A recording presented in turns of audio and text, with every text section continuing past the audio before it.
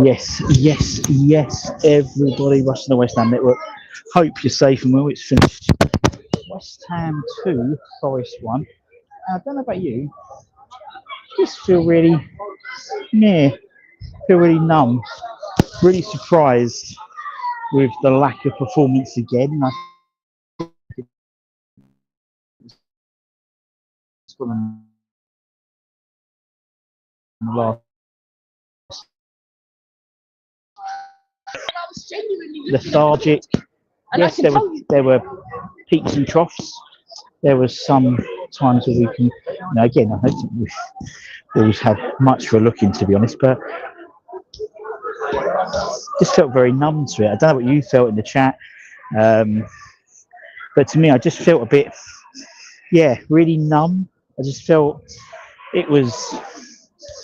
I mean, it was a strange game already. It's a difficult game in terms of everything that's happened, all the sort of precursor to it all the everything. But it just felt really numb. Just felt a bit numb, really. Not really much to do. Felt numb. Yeah. And not just because it was cold. I just felt numb. No, it was very numb performance. I think there's 3 reasons why we won today. Yeah, so Anton's not on, don't worry. Yeah, 3 reasons why we won today. Yeah. But Jared Bowen, Wolves were shit, and probably VAR. Yeah. Well, I think the VAR one. No, why am I listening? I tell you, that's what I meant. That's what I was trying to tell you. There's Anton. You gave it to me. I said Anton's not on. Anton, Anton, bless him, he's like in a pile of dust in Scotland at the moment. But it worries me a little bit because, well, not a little bit, it worries me a lot how we didn't get a tune out of them considering everything that's happened in the last 36 hours. You think even on adrenaline, it seemed. I thought the first 10 minutes. Yeah. But then after that, it was. Did you think we burnt ourselves out the first 10 minutes? Because it's almost like it seemed like they were like, right, we're going to fucking do that. And then it just went, because nothing was happening, nothing was going in. And they just maybe thought this is just like Leicester all over again, to be honest. Yeah. No. I thought Somerville looked sharp. He looked like he had a point to prove. But I'm not even convinced that either manager will get the sacked. Nah. And it's not because I don't think both teams were crap, because we were. I think that the Wolves hierarchy might look at that and think, well, they were unlucky that they didn't get a couple of decisions. Yeah. But then how many bad decisions can O'Neill rely on to keep on saving his job? Because he keeps on getting bad decisions against him. Maybe he's just unlucky. Yeah. Because it keeps on happening to Wolves, doesn't it? It always happens to them, doesn't it? Yeah. And I think Sullivan may look at it and just go, oh, well, we won the game. Won the game. Yeah. I know. Yeah. But it just. I don't know. I always just say hello to people and they always say hello to me. I know. It's just, it was such a. I just don't know. I was talking to some of the boys before the game, and it had that sort of. Do you remember the game here when the Queen died? And it had that sort of like really somber atmosphere. It felt a little bit somber, like the Antonio. Yeah, that was a European night, wasn't it? Yeah, it was. Yeah. It was. We played FCSB, I think. Yeah. And it just had that sort of like somber, like game to it. I don't know.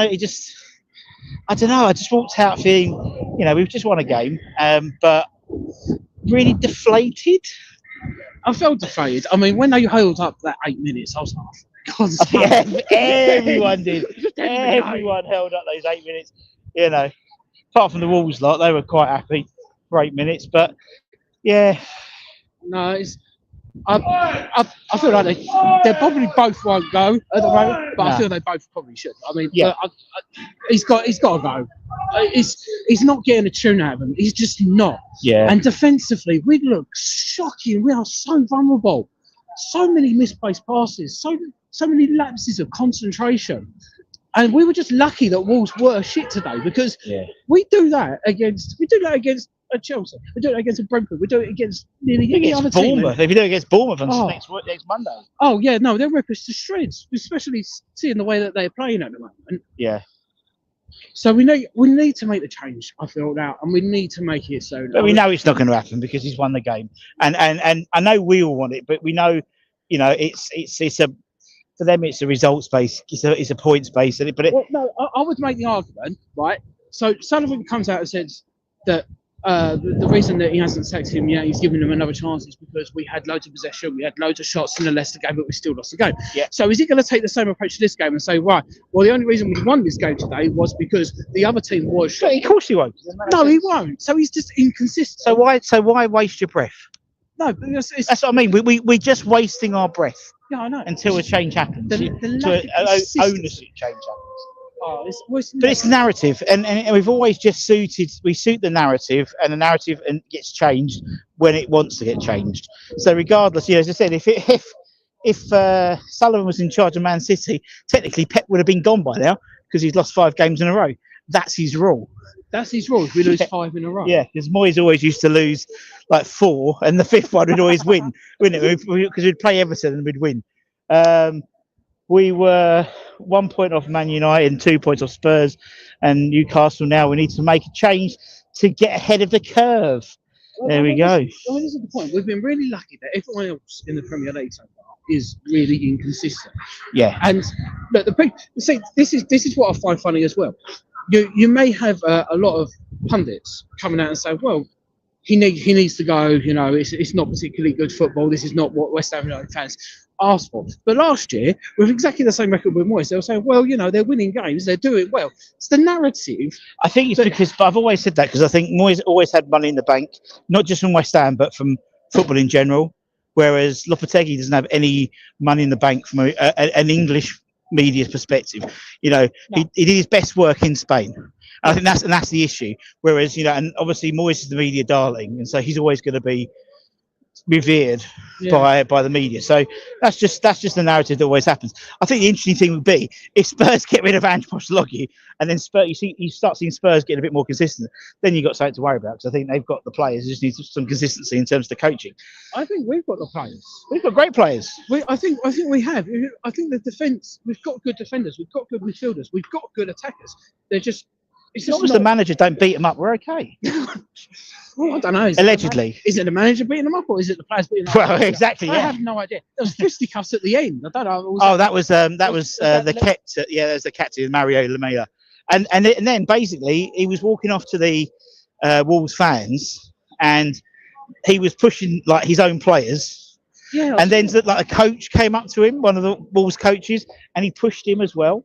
So yeah, strange. I mean, it's things like that which do put question marks on Gary O'Neill, and I wouldn't be surprised if a change is made there sooner rather than later, because when you have that type of infighting, that's not good. Yeah. On the pitch, but if in the dressing room is one thing, on the training ground one thing, but on the pitch, on the Sky cameras, that's going to get replayed again and again on all Wolves TV, social media, all the channels, Talking Wolves and all our mates over there. So they're not going to be happy with that. And he did get booed when he came over and I think he's the captain. I think Mario's the captain. I think Lamela. Yeah, I think he is, yeah.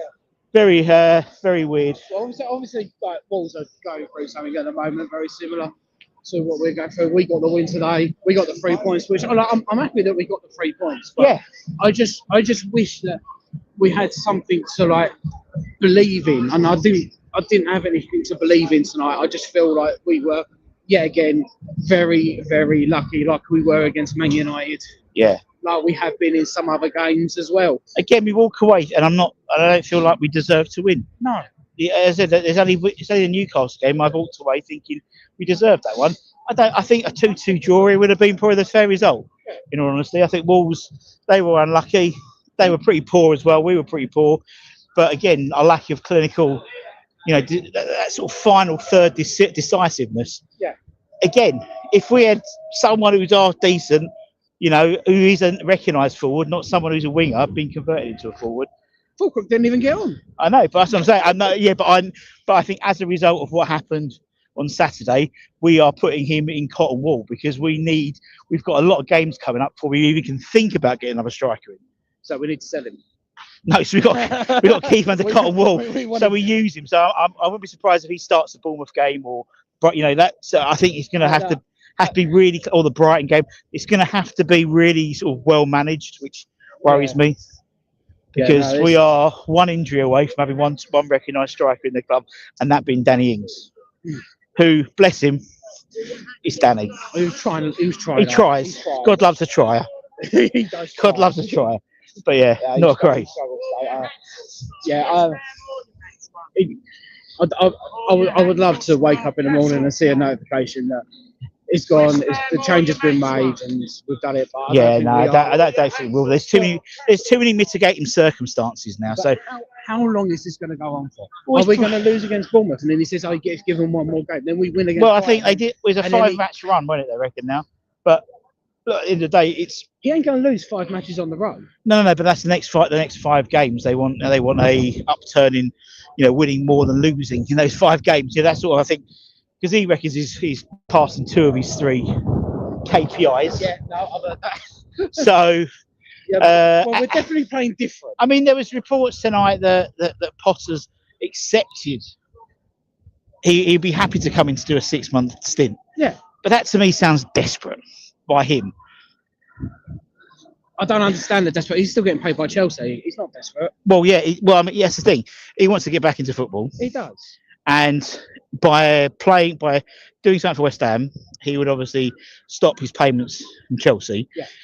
And if it's led to be believed we have Allegri or Michael Carrick or someone lined up in the summer, and he comes in to do 6 months, he won't be incentivized with a new contract, but be heavily monetarized incentively. So, if he got into Europe or whatever, I imagine he'd get £1 million or something, or gets the FA Cup final or something. Some sort of incentive rather than him just sort of twiddling his keys, picking up his paycheck for 6 months. As long as it ain't Moyes, I'm not sure. As long as it ain't Moyes, he said. Al says.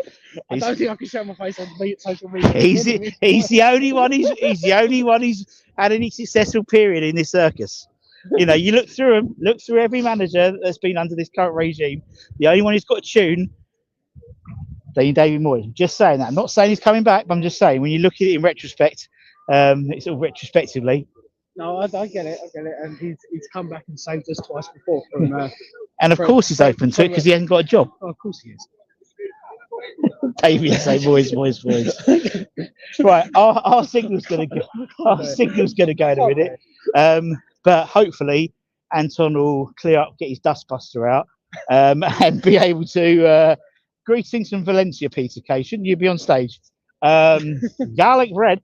We'll be bringing you some more content tomorrow. Maybe news of a new head coach. Maybe. No, never going to happen. Never going to happen, my friends. Anyway, take care, everyone. We won. We won the game. It wasn't convincing. We weren't happy, but we won the game. And these 3 points could be valuable in, come the end of the season. If we get into Champions League by 3 points, you look back at this game with 3 points, or Europa League or the Conference League. So there we go. Or stay up. Can I have some of what you're having, please? It's called Optimism. Take 2 before you go to bed. There's no one more optimistic than me, and trust me, I'm struggling at the moment. It's gonna. I think. In a weird way, and I've said this in a weird way, what happened on Saturday can act as a catalyst in a weird way if it's used properly. Not in the, in that we have to go and get a striker. We have to get forward. And if we get that right striker, this side is completely different. 34 chances against Leicester. Yeah. Well, if we had an half decent striker on that pitch, not Mikel Antonio, well, if we can get the ball God bless him. Quick enough. Well, today we got, as I said, Leicester away, 35 chances. All you need is someone to bang it in the bag 3 times at those. A 10% chance. Yeah. And then you've got a completely different side. True. Very true. So that's where my optimism is. Anyway, and Damien agrees. So I must be right. Damien agrees. Anyway, guys, take care, stay safe, stay warm, stay humble. For me and Al, we'll see you soon. See you Much later. love. Bye. We're going to go and sit in the Westfield car park for about an hour. Much love. Bye.